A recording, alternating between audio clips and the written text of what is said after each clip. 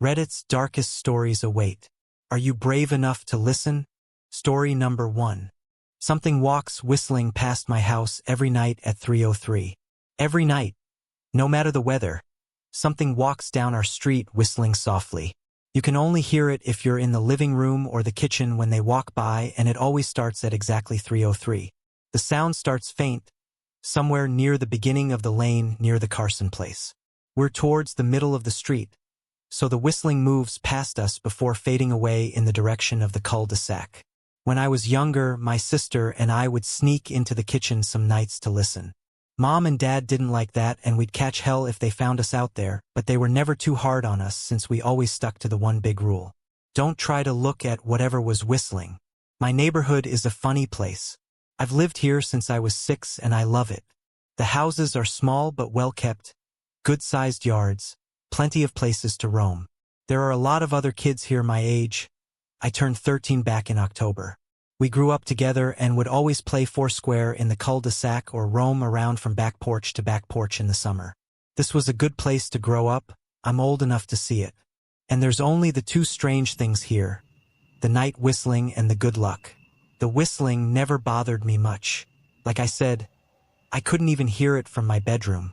But Mom and Dad don't like talking about it, so I've stopped asking questions. My dad is a strong guy, tall and calm. He has an accent since he moved to the US as a kid. His family, my grandparents, they're from the islands. That's what they call it. My dad, the only time he isn't so calm is if the whistler comes up. He talks a little quicker then, eyes move faster, and he tells us not to think about it so much and to always remember the one rule, the big rule. Don't try to look outside when the whistler goes past. Not that we could look even if we wanted. See, there are shutters on the inside of every window, thick pieces of heavy canvas that pull down from the top and latch to the bottom of the window frame. Each latch even has a small lock, about the size of what you'd find on a diary. My dad locks those shutters every night before we all go to bed and keeps the key in his room. My mom, I don't know what she thinks about the whistling. I've seen her out in the living room before at 3:03 when the sound starts. I could see her if I cracked my door open just an inch to peek. She's not out there often, at least I haven't caught her much. But once or twice a month, I think she sits out there on our big red couch just listening.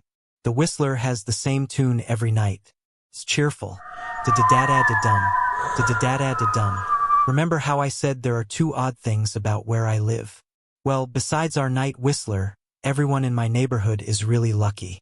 It's hard to explain, and Dad doesn't like us talking about this part much either, but good things just seem to happen to people around here a lot. Usually, it's small things: winning a radio contest or getting an unexpected promotion at work, or finding some arrowheads buried in the yard, the authentic kind. The weather is pretty good, and there's no crime, and everybody's gardens bloom extra bright in the fall. A million little blessings, I've heard my mom say about living here. But the main reason we stay here, why we moved here in the first place, is my sister Nola.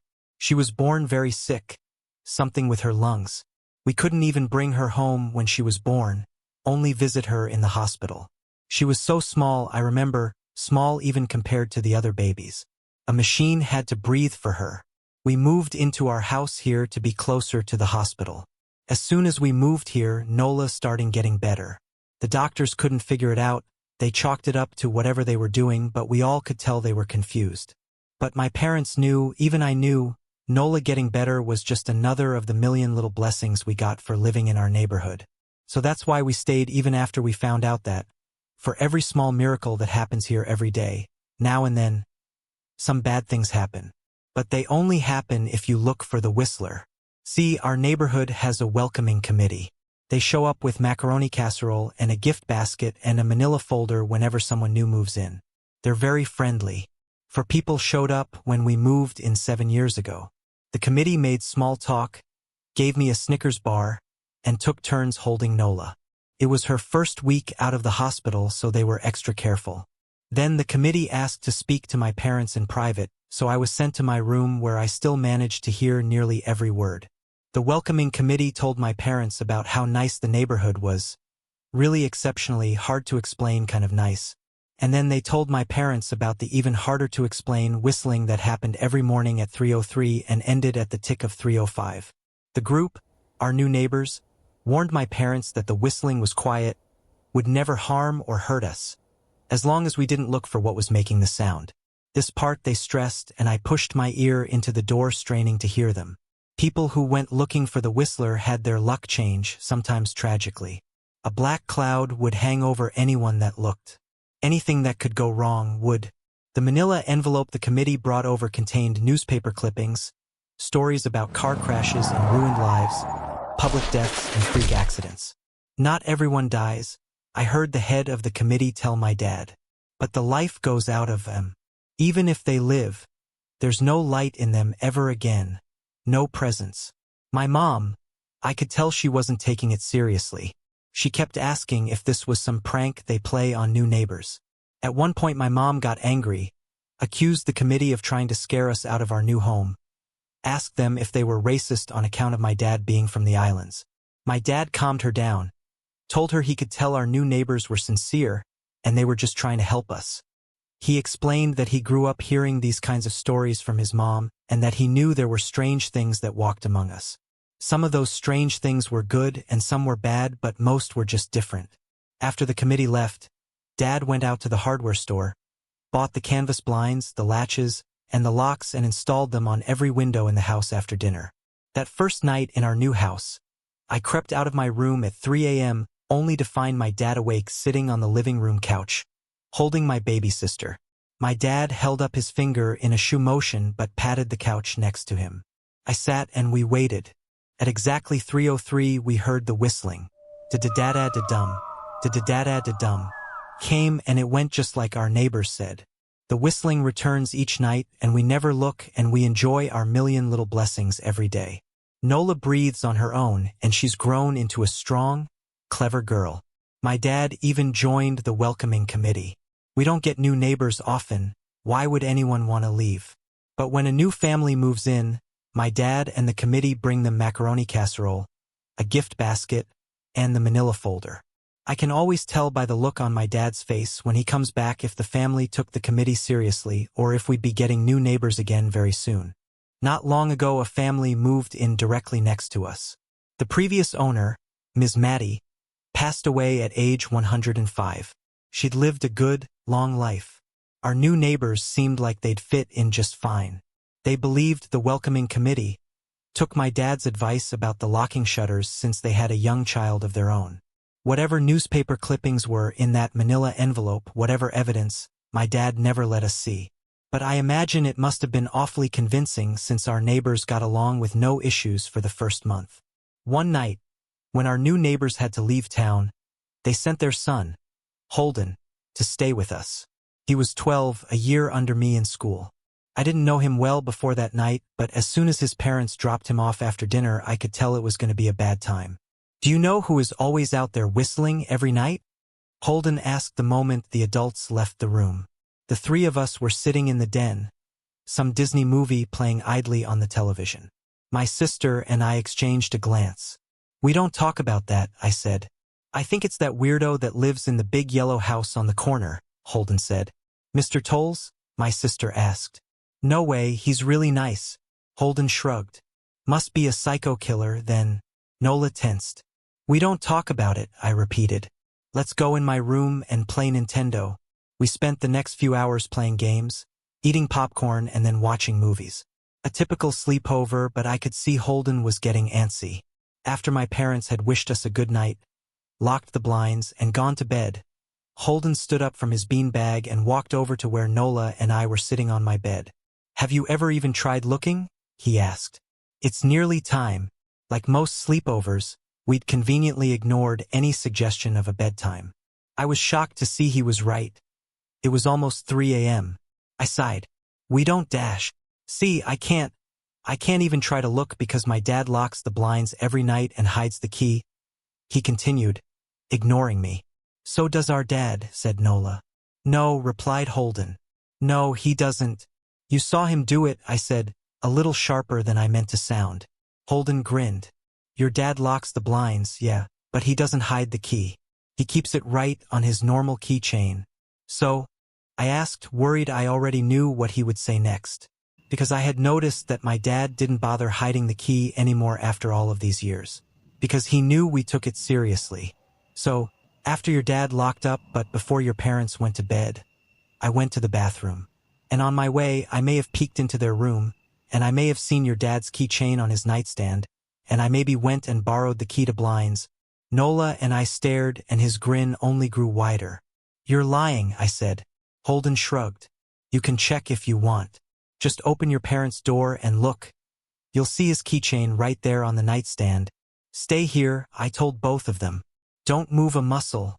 I hurried over to my parents' room but hesitated at the door. If Holden wasn't lying, my dad would be angry. Beyond angry, I was scared thinking about it, but more scared of an open window with the Whistler right outside.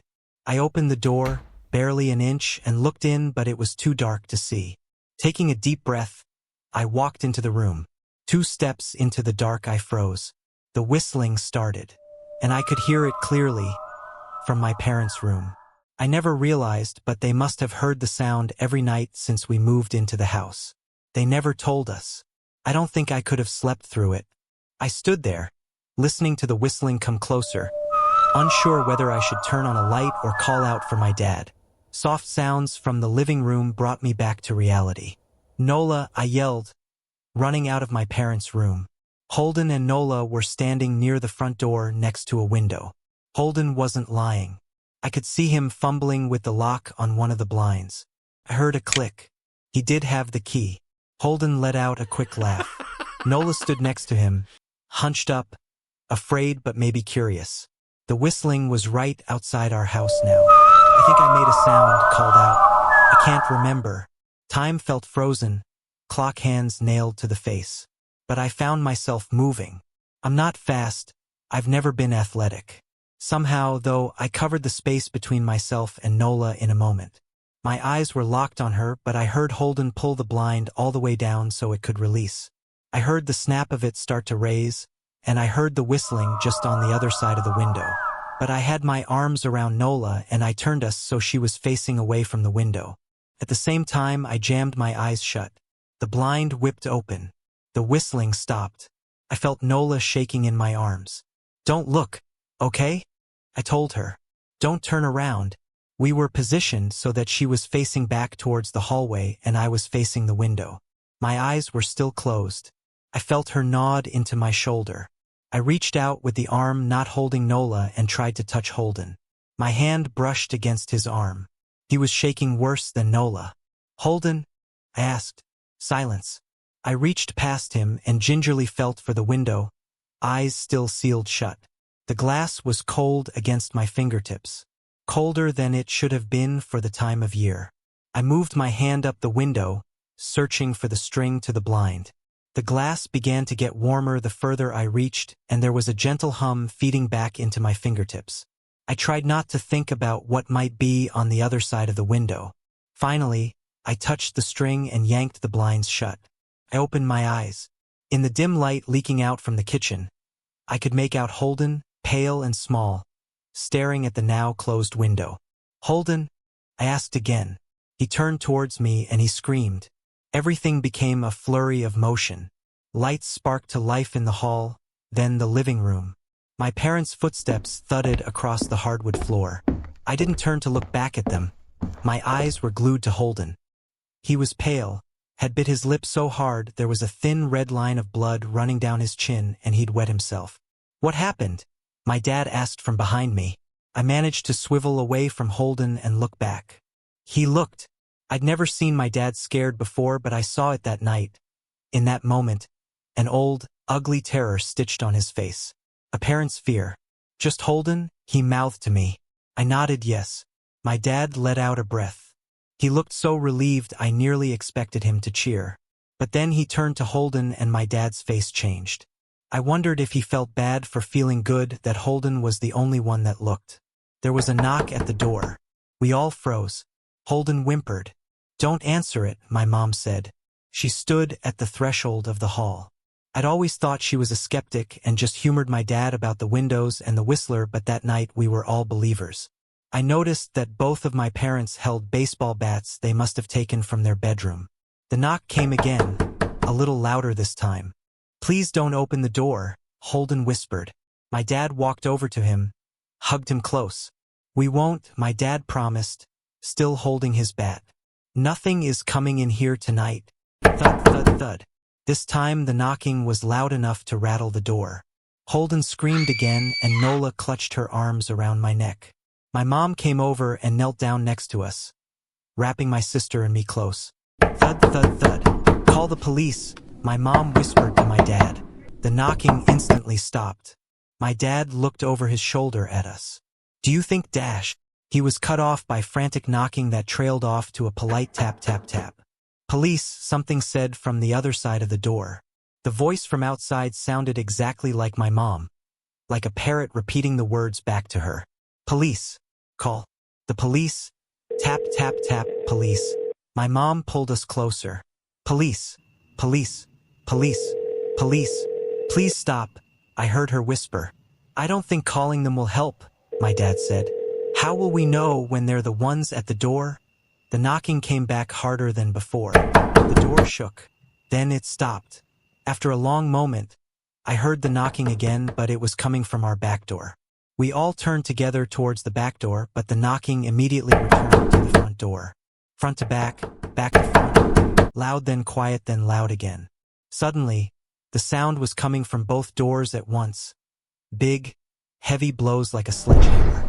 Then something started rapping against all of the windows in the house. Then the walls. It was like we were living inside a drum with a dozen people trying to play at once. Or we were a turtle and something was attempting to claw us out of our shell. "Stop!" Holden yelled. The knocking died. "I won't tell," Holden said, staring at the door. "I promise I won't tell anyone what I saw. Just please go away." We waited for nearly a minute. Then we heard it. A soft tap, tap, tap coming from the window Holden had looked through earlier.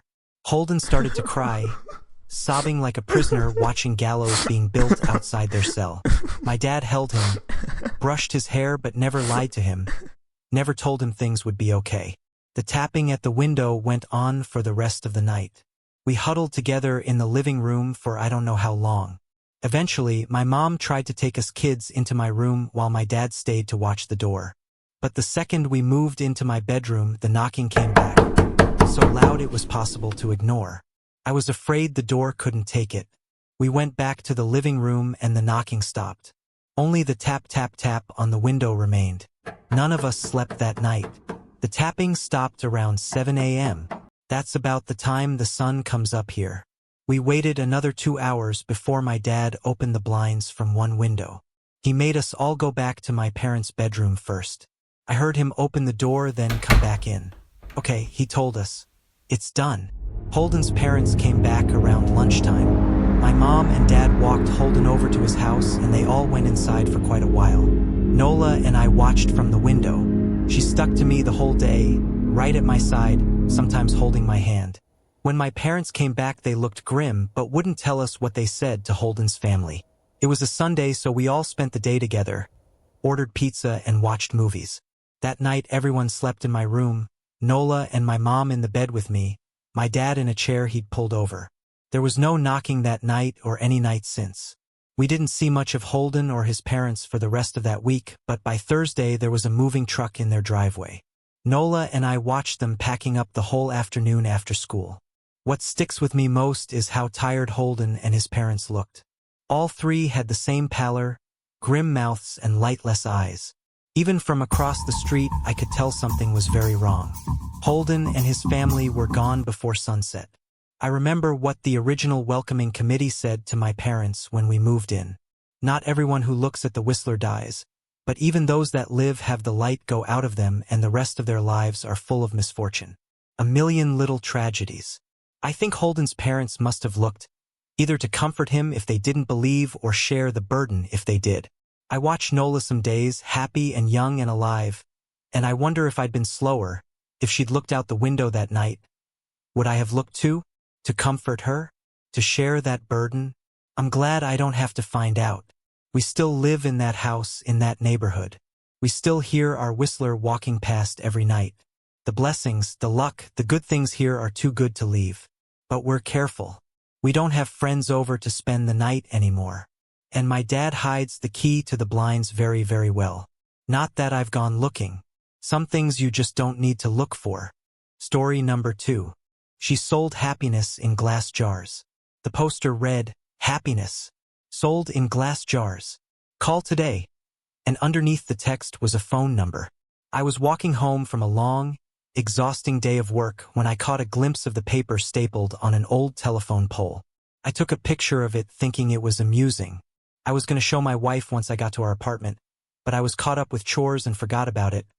Dinner, dishes, laundry, packing a snack for our daughter, putting her to bed, then putting her toys away that she'd left out in the living room. Every night it was the exact same routine. The next day, I awoke sleeping back to back with my wife. I always had to get up earlier than she did for my job, so I quietly got ready for the day and headed out the door.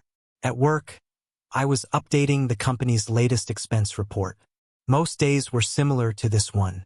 They were basically paying me to stare at a computer for 9 hours a day and input a couple numbers into a spreadsheet. I finished my work very quickly, so I decided to head out of the office early. It also helped that it was a Friday, and a lot of people leave early at the end of the week. On my walk back, I was thinking of what my life had become. I did this often.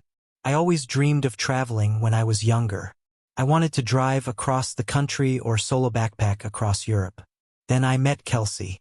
Don't get me wrong, I loved Kelsey. I still do. We just don't have that spark anymore. When you meet someone and get in a relationship, whether it's meant to be or not, some of your personal life plans have to be put on hold. And then that relationship turns to marriage, and then you have a baby, then you have to enroll your daughter in a preschool, then you have to get a better paying job and work more hours and blah blah blah. I'm not trying to throw a pity party for myself. I'm just saying I wasn't exactly content with where I was in my life. I wouldn't have referred to myself as a happy person. As I took the same route home that I did every day to work and back, I walked by the same poster I had passed the day before. I don't know why, I really don't, but I decided to call the number. I figured it would be some joke. Maybe someone just picks up and says, "I love you," on the other end and hangs up. Or maybe it's a line to a sex worker. I had no idea what to expect. I called. It only rang once before someone picked up. "Hello?" a woman said. Hi. I'm calling about your poster? Your ad." "Oh, awesome," she said calmly. "When do you want to pick it up?" "Pick what up?" "The jar," she said, like it was the most obvious thing in the world. "Oh, of course, I realized then that I had left work early without telling Kelsey. So I could just go pick it up now and she'd be none the wiser. "What exactly is it that you're selling?" "I just told you. It's happiness. In a glass jar. Like the poster said. Happiness keeps best in glass jars. They're more durable than, say, a plastic bag." Okay. Should we meet somewhere?" "For sure. I don't want you to end up being a creep or something, so let's go to a public place." The public place we decided on was a Starbucks parking lot a little over a mile from me. Now, I didn't think I was really going to be buying a jar of happiness or whatever. I was 99% sure she was going to sell me drugs. Maybe heroin would be in the jar. I remember thinking, oh no, happiness is probably a nickname for some street drug and I'm going to a drug deal. What if she's a cop? Am I going to be arrested? But something inside me told me to keep walking, and so I did. I stood outside and texted her. "Me, I'm here." Her, "Cool. Be there in a sec." Me, "What are you driving?" Her, "Silver Camry." And as her final text came through, I saw her car pull in. She took a spot not too far from where I stood. I could see there was no one else in the car, which put my kidnapping fear to rest. She opened her door and stood on the pavement, looking around until her eyes met mine. I gave her a little nod of acknowledgement. She simply responded by waving her hand, gesturing for me to come over to her car, so I did. She was young, maybe mid-20s, with curly, golden hair. Her skin was pale and contrasted with the all-black outfit she was wearing. I thought she looked like Glinda the Good Witch from The Wizard of Oz had put on the Wicked Witch's clothes. "Nice day out," she said as a greeting. "Oh yeah, it is. Hadn't really paid attention to it. You were the one that called about the jar, right?" "Yeah, that was me." "Cool, well, here you go." She handed me a very small glass mason jar. Couldn't have been more than 2 inches tall. Inside of it was a light. Not a light bulb, just light. It was like someone bottled up sunshine. It glowed even in the mid-afternoon daylight. It looked like a tiny sun, or a tiny universe existing in this little crystal-walled home. I was admiring it with no attempt to hide the awe on my face. Pretty rad, isn't it? What is it? You've asked that like 3 different times, I think. My answer is still the same. It is happiness. Happiness in a glass jar. What do I do with it? Keep it, she said simply. If you have any problems, shoot me a text. She started to get into her car. Wait, I said, I thought you were selling this? How much is it? Don't worry, man, she said with a smile. You'll pay. She closed her door and I stepped out of her way as she backed up, then drove off. What the hell had just happened? What was I holding? I looked down at the jar again. Its radiance was simply mesmerizing. I put it in my pocket and could see its glow slightly through my pants. I began to walk home. What was just a nice, sunny day quickly changed into a rainy one with clouds wrapping the sky. It was not forecasted that it would rain, or else I would have ridden the bus or subway to work that day. I jogged home, trying not to get too drenched. I finally found shelter once I made it to my apartment building. I walked up to my door and found that my key wasn't on my key ring anymore. Shit, I can't believe I lost it again, I thought. I knocked on the door and said in a somewhat loud voice, "Hey babe, it's me. I don't know what happened to my key." I heard the door being unlocked from the other side. When the door opened, I was greeted by a large, heavy-set man with greasy hair and unkempt goatee. He said, "I think you got the wrong door, bud." "Oh," I said, disoriented, "my bad." "Sorry, have a good one." He let out a chuckle as he closed the door. Apartment number 33. I know that was my apartment. I know it was. I'd been in apartment 33 for 5 years now. But that was not my apartment. From what I could see inside, all the furniture was different. It was painted a different color. It was all wrong. I felt like I'd hit my head and was drugged. In that moment, nothing made sense. I pulled out my phone to call Kelsey so she could calm me down and tell me I just got confused for a second. But her contact wasn't in my phone. In fact, nothing was in my phone. I had no messages with her. No previous calls. No pictures. It was like my phone reset to its factory settings. Did that girl somehow switch my phone out when I wasn't looking? I would have just dialed Kelsey's number manually, but I couldn't quite remember it. I had known it by heart before, but not anymore. I needed to get back to the office. I had all my contacts backed up on my work computer. Since it was still raining, I hopped on the bus, which had a stop right in front of the apartment complex.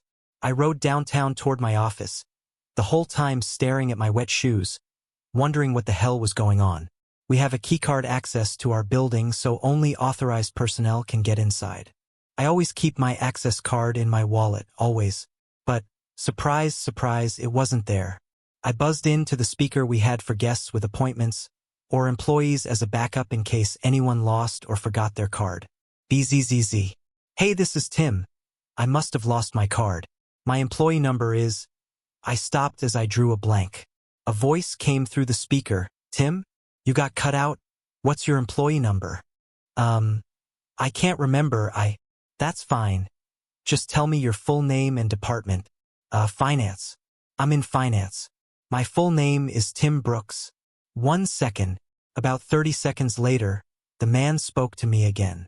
"We don't have a Tim Brooks working in this building. Did you have an appointment with someone?" I backed up in surprise, almost tripping on my own feet.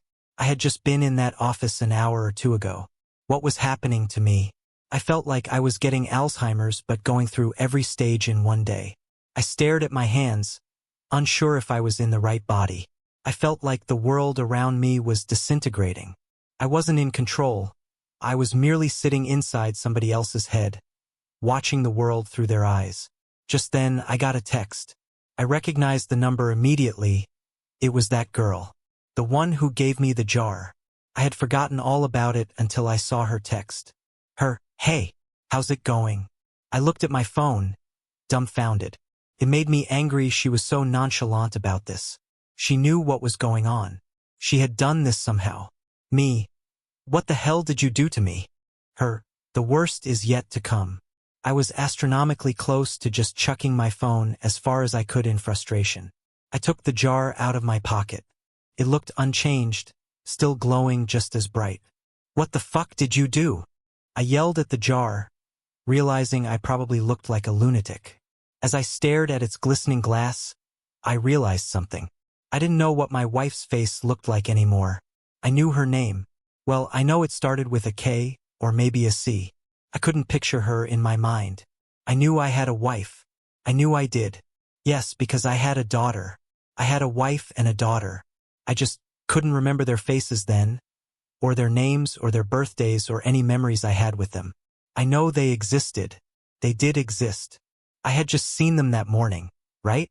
I couldn't remember how she looked, or what she smelled like. What was our first date? We had a wedding, right? What about our first kiss? Or my daughter? Or was it my son? Maybe I didn't even have a kid. But my wife or girlfriend, she was real. I knew she was. The thought was tearing me apart. I couldn't see her in my head. I couldn't recall a single fact about her. I was standing outside of the same building, but I was unsure why I was. Did I work there? I must work somewhere. The rain was accompanied by a chilly wind now. It was whipping at my face, making my nose and cheeks sting. I wanted to go home. I wanted to be with her. I wanted to be warm. I wanted to go into a shitty office job that kept a roof over my head. I wanted it all. I was soaking wet. I was miserable. I couldn't remember my parents or my childhood. Did I even have any friends? Why was I in the rain? I looked down at my hand. I was still clutching the jar. The only memory of my entire life I could concretely remember was that girl giving it to me, telling me it was happiness. It did not bring happiness. It brought pain. It brought suffering. I was more miserable in that moment than I'd ever been. My phone buzzed. "Break the jar, Tim." I looked at my other hand. With the setting sun and the rainy sky, I swear the jar glowed brighter than any street light near me. I didn't break it because I was following her instruction. I broke it because I was angry. I broke it because I was upset. I needed a release. I raised my arm above my head and brought it down with one swift motion, shattering the jar on the concrete beneath my feet. That dark, chilly air accompanying the rain spread away like it was the shockwave of a bomb going off, and I was at the epicenter. I saw the warm, yellow light from inside the jar spread rapidly across the ground and ascend into the sky. It was as if I was watching the beginnings of the universe being created.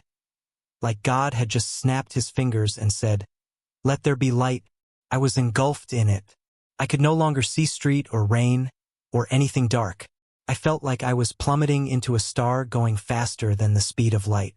It felt like sitting in front of a fire on a cold winter's night, but that warmth was covering every inch of my body. And then I blinked.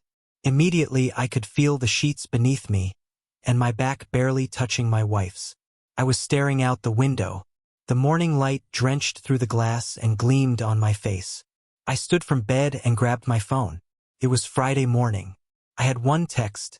"Let me know if you ever need another jar, smiley face." I called in sick to work. I snuck into my daughter's room and greeted her with a kiss and told her she didn't have to go to preschool today. We were going to have a family day. She smiled and stretched out her arms with a yawn before curling up and falling back asleep. I got back in bed and squeezed my wife tightly. I didn't let go for hours. Our daughter came into our room and woke us up eventually. She was jumping on the bed and shouting for us to wake up. Yesterday, I may have found that annoying. Yesterday, I may have found a lot of things annoying, or monotonous, or dull. But not today. Today, I pulled her under the covers in between me and Kelsey. Today was going to be a good day.